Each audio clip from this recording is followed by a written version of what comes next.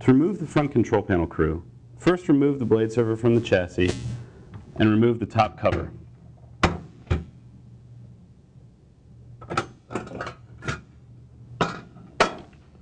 Then remove the access cover from the blade by turning the coin screws into the vertical position.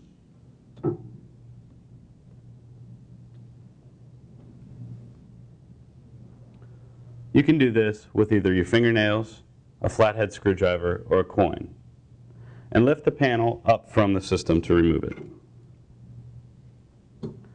Grasp the front control panel assembly and remove it, gently rotating it off of its connector and out of the machine. To install the front control panel crew, grasp the control panel assembly and align the light pipes for the fault LEDs with the holes in the front panel. Gently insert the control panel into the connector and seat it fully. Make sure to test the control panel is installed properly by pressing any of the 3 buttons on the front of the server. You should be able to feel a click when you test these buttons. Place the access panel back onto the server and turn the coin screws into the locked or horizontal position.